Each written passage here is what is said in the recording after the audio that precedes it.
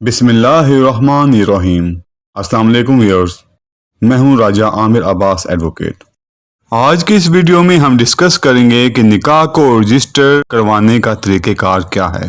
تفصیل میں جانے سے پہلے میری آپ ویورز سے ریکویسٹ ہے کہ اگر ابھی تک آپ نے میرا چینل سبسکرائب نہیں کیا تو پلیز سبسکرائب کر دیں اور بیل آئیکن کے بٹن کو پریس کر دیں تاکہ ہر نئی آنے والی ویڈیو آپ کو بر وقت پہنچتی رہے۔ مسلم فیملی لا آرڈیننس 1961 کا سیکشن 5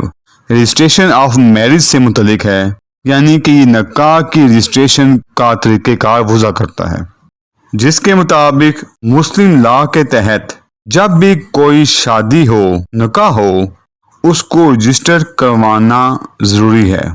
جو کہ مسلم فیملی لا آرڈیننس کے تحت رجسٹرڈ ہوگا۔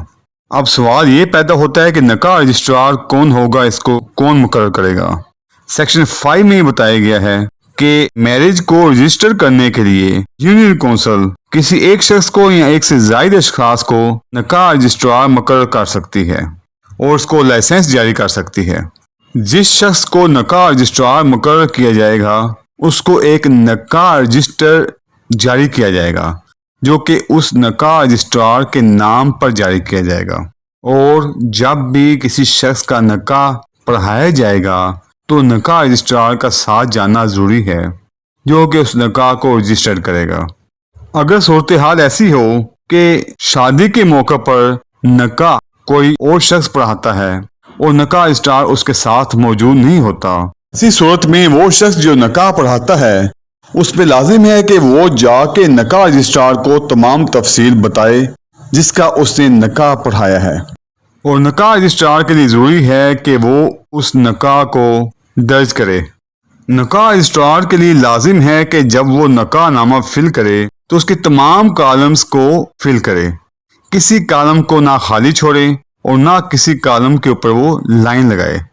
اگر جس کالم کو فل کرنا مقصود نہ ہو وہاں پہ وہ اپنی تحریر سے ناٹ اپلیکیبل لکھ سکتا ہے۔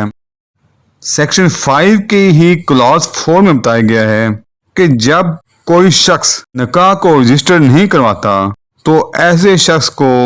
3 ماہ قید یا پھر جرمانہ جو کہ 1000 روپے تک ہو سکتا ہے، یا پھر دونوں سزائیں ہو سکتی ہیں۔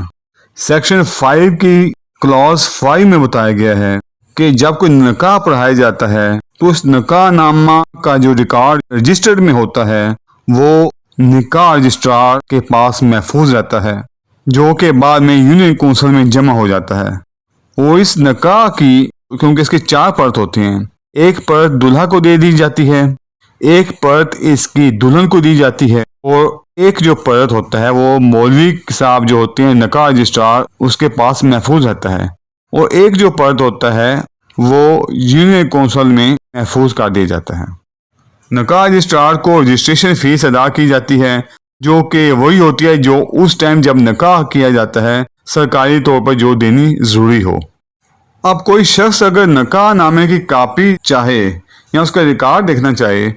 تو وہ متعلقہ یونین کونسل کے آفس جا کر نکاح نامے کی اٹیسٹڈ کاپی لے سکتا ہے، جس کے لیے اس کو پریسکرائبڈ فی ادا کرنی پڑے گی۔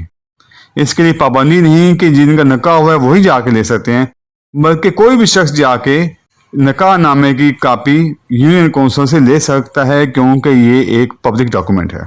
ویورز، ویڈیو دیکھنے کا بہت شکریہ۔ اللہ حافظ۔